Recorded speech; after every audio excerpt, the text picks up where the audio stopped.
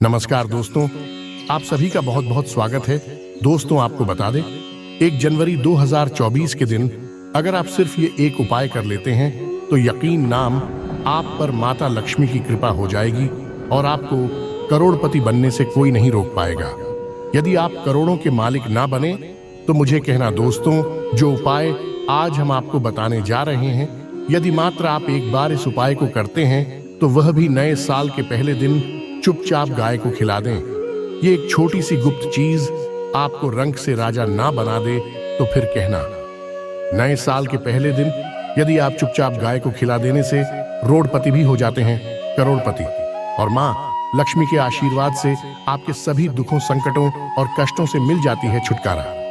दोस्तों, आपके घर पूरे साल धन दौलत से भरा रहेगा। जी हाँ दोस्तों, आपको बता दें कि आपके साथ पुश्ते बैठकर खाएंगे। इतना पैसा आएगा कि आपके साथ पीढ़ियां तक बैठकर खाएंगे। दोस्तों, अब आपके घर की सारी गरीबी दूर हो जाएंगे, क्योंकि यह उपाय बहुत ही शक्तिशाली और प्रभावशाली है जो आपको माला माल बनाने वाला है। दोस्तों एक छोटी सी चीज, अरे आप गाय को खिला देते हैं तो कल आपकी गरीबी आपके जीवन से खत्म होगी।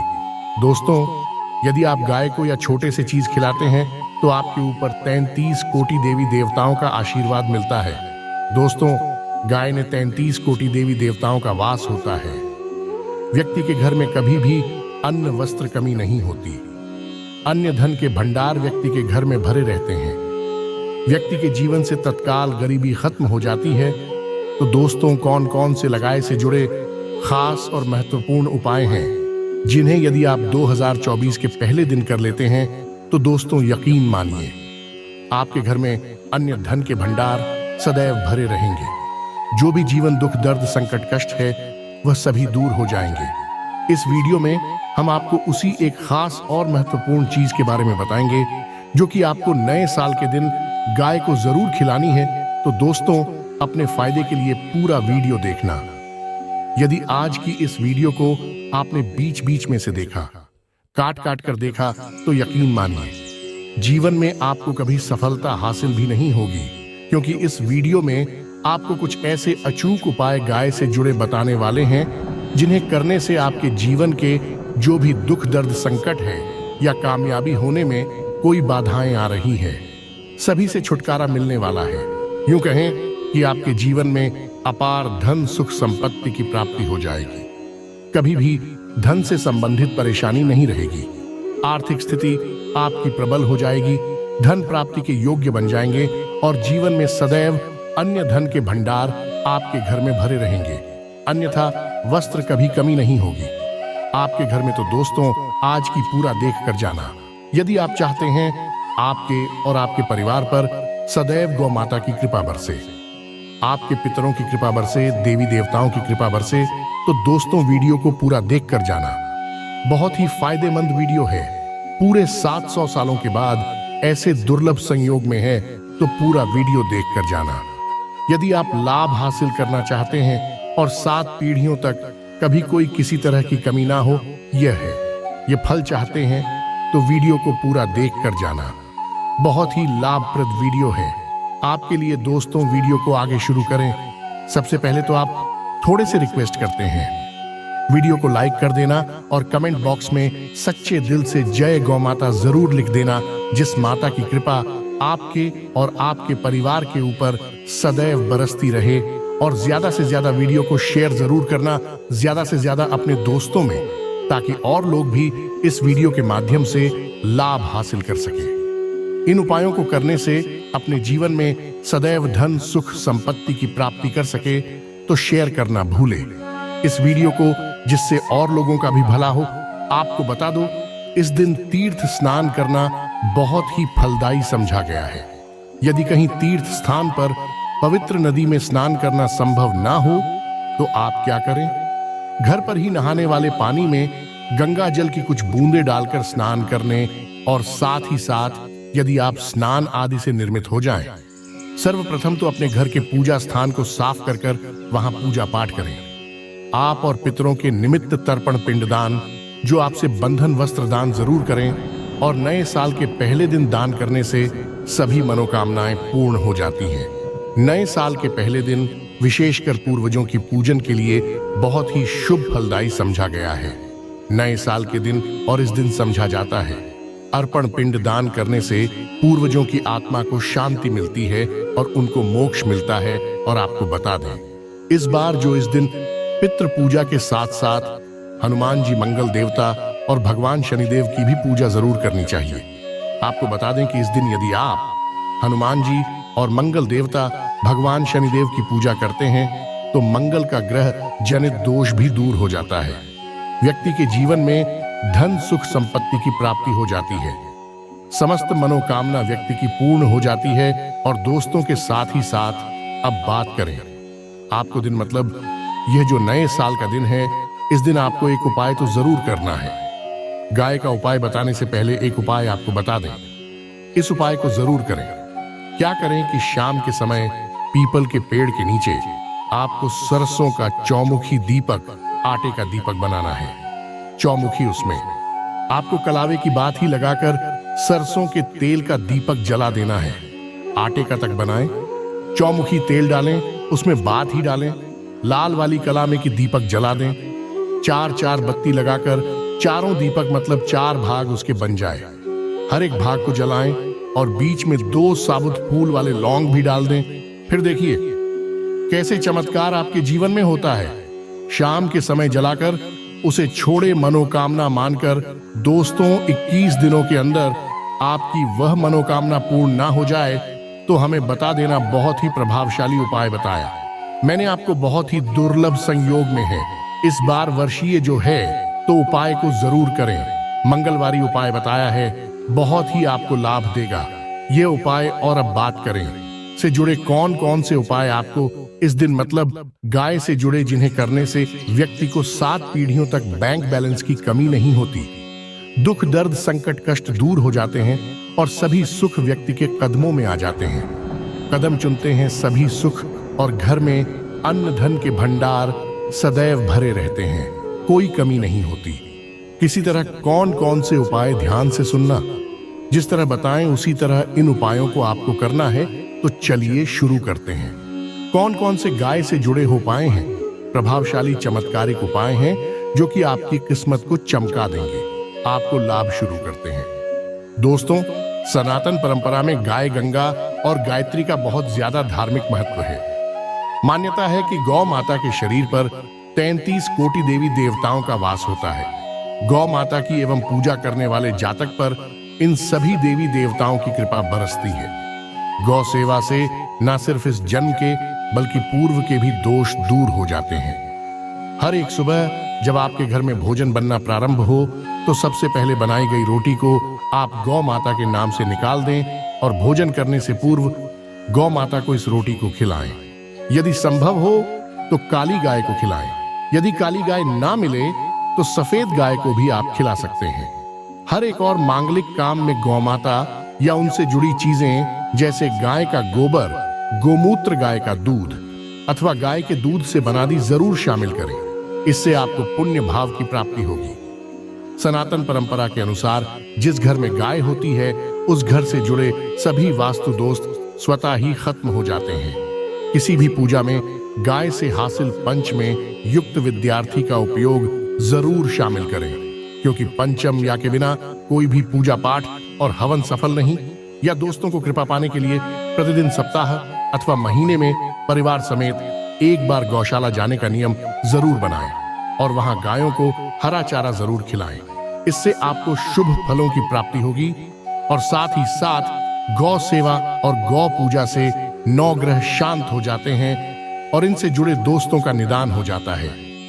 गर्मियों में गौ माता को पानी पिलाएं और सर्दी में गौ माता गुड़ जरूर खिलाएं। ध्यान रखें कि गर्मियों में गाय को गुड़ ना खिलाएं। अनेक देवी देवताओं को अपने शरीर पर धारण करने वाली गौमाता से जुड़े कई शुभ और अशुभ संकेत भी होते हैं। मसलन गाय का दूध देते समय यदि गाय ठोकर मार दे और सारा दूध बिखर जाए तो अपशगुन होता है।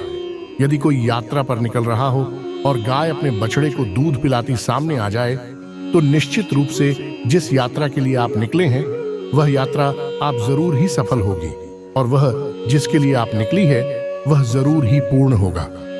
यात्रा पर जाते समय भाई और गाय की आवाज आना और रात्रि में गाय की हुंकार करना भी शुभ होता है। दोस्तों, साथ ही साथ गाय के साथ आप भूल कर भी यह काम ना करें, अन्यथा मिलता है घोर पाप और जीवन भर की परेशानियां। जी हाँ दोस्तों, गाय को राष्ट्रीय पशु बनाए जाने और इन्हें मौलिक अधिकार दिए जाने की बात हो रही है तो सवाल उठता है, गाय संस्कृत का अहम हिस्सा है, तब भी गाय के साथ लोग खराब व्यवहार कैसे कर लेते हैं। गाय दर दर भटकती रहती है, भरपेट इन्हें चारा तक लोग नहीं देते। गाय जब तक दूध देती रहती है तो उनकी सेवा होती है, और जैसे ही दूध देना बंद कर देती है तो लोग इन्हें उनकी किस्मत पर छोड़ देते हैं, सड़कों पर और गलियों में भटकने के लिए। ऐसे में गोवंश ही जीवन को कोई डंडे मारता है तो कोई उन पर पानी डाल देता है, कभी वाहनों से कर लग जाती है तो कभी बीमार होकर बेचारी यह गाय दम तोड़ देती है। ऐसे में जरूरत है इन बातों को जानने की, गाय को लेकर शास्त्रों में क्या कहा गया है, गाय के साथ आपको कैसा व्यवहार करना चाहिए। क्या दोस्तों, गाय को कभी भी मारना पीटना नहीं चाहिए। शास्त्रों में गाय को माता का दर्जा दिया गया है। गाय को मारने वाला माता को मारने पीटने वाले के समान पाप का भाग्य समझा जाता है। नरक लोक में वर्षों तक कष्ट भोगना पड़ता है, अगले जन्म पशु योनि में मिलता है। कथा है कि गौतम मुनि ने गलती से गाय को डंडा मार दिया था, जिससे गाय की मृत्यु हो गई थी, और इस पाप से मुक्ति के लिए इन्हें वर्षों तक तपस्या करनी पड़ी। भगवान श्री कृष्णा जी ने बैल स्वरूप में आए वृद्ध आश्रम का वध कर दिया था, जिससे मुक्ति के लिए भगवान श्री कृष्णा को संपूर्ण तीर्थों को एक कुंड में बुलाना पड़ा, और इस कुंड में स्नान से वह पाप मुक्त हो गए थे। ये दोस्तों साथ ही साथ पानी पी रही गाय को भगाते हैं। वे घोर पापी के भागी बनकर नरक भोगते हैं, ऐसा पुराणों में बताया गया है। जबकि जो लोग गाय के लिए प्याऊ और चार बनवाते हैं, ब्रह्मा भाग्यवान होते हैं। ऐसे लोग घोर पाप से मुक्त होकर स्वर्ग पा जाते हैं और बड़े ही धनवान कुल में जन्म लेकर सुख भोगते हैं, और साथ ही साथ आराम कर रही गाय को कष्ट देकर कभी भी उठाना नहीं चाहिए। कहते हैं कि इस स्थान पर गाय बैठी है, वहां से नकारात्मक ऊर्जा खत्म हो जाती है।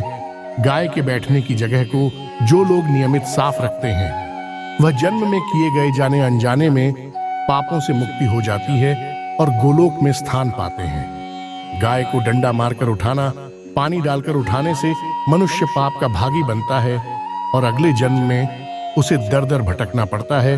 और साथ ही साथ शास्त्रों में बताया गया है कि गाय का दूध उसके बछड़े के लिए होता है। गाय के बछड़े से बचा हुआ दूध ही मनुष्य को लेना चाहिए, परंतु कुछ लोग एक बार गाय को दूध लेने बाद फिर से बचने के लिए बचा हुआ दूध भी धो लेते हैं। ऐसा करना घोर पाप कहा जाता है। ऐसे दूध को दोहराने वाला और ग्रहण करने वाला दोनों ही पाप के भागी बन जाते हैं। दोस्तों, साथ ही साथ शास्त्रों में कहा गया है कि गोवंश मतलब गाय और बैल की पीठ पर नहीं बैठना चाहिए। इनके पीठ पर बैठने से महापाप लगता है। ऐसे लोगों को नरक की यातना भोगनी पड़ती है, एकमात्र देव के अंश के उत्पन्न। नंदी ही गोवंशी है, जिस पर स्वयं महादेव और महादेवी सवारी करती है, क्योंकि नंदी ने स्वयं अपनी इच्छा से महादेव की सवारी बनना स्वीकार किया था। और साथ ही साथ शास्त्रों में गाय के दान को बहुत ही महत्व दिया गया है, परंतु सी गाय का दान कभी नहीं करना चाहिए जो बूढ़ी और बीमार हो। कठोपनिषद में नचिकेता की कथा भी इस संदर्भ में है कि जिस नचिकेता ने पिता द्वारा बूढ़ी गाय को दान करने पर आपत्ति जताई थी, दूध देने वाली और बछड़े सहित जो लोग गाय का दान करते हैं, वह दान हासिल करके स्वर्ग में स्थान पाते हैं। दोस्तों, साथ ही साथ सूर्य, चंद्र, मंगल और शुक्र की युति राहु से हो तो पितृदोष होता है। यह भी मान्यता है कि सूर्य का संबंध पिता से एवं मंगल का संबंध रक्त से होने के कारण सूर्य यदि शनि, राहु या केतु के साथ स्थित हो या दृष्टि संबंधी हो, प्रथम मंगल की युति राहु या केतु से हो तो पितृदोष होता है। इस दोष से जीवन संघर्ष में बन जाता है। यदि पितृदोष हो तो गाय को प्रतिदिन या किसी भी एकादशी को या किसी पूर्णिमा के दिन या अमावस्या या किसी भी खास दिन पर रोटी गुड़ चारा खिलाने से पितृदोष खत्म जाता है। साथ ही साथ देशी गाय की पीठ पर जोकर खुद को बड़ होता है, वह बृहस्पति गुरु है। अतः जन्मपत्री में यदि बृहस्पति अपनी नीच राशि मकर में हो या अशुभ शिवलिंग में जा रहे हो और सामने से गौ माता आती हुई दिखाई दे तो गौ माता को अपनी दाहिनी ओर से जाने देना चाहिए।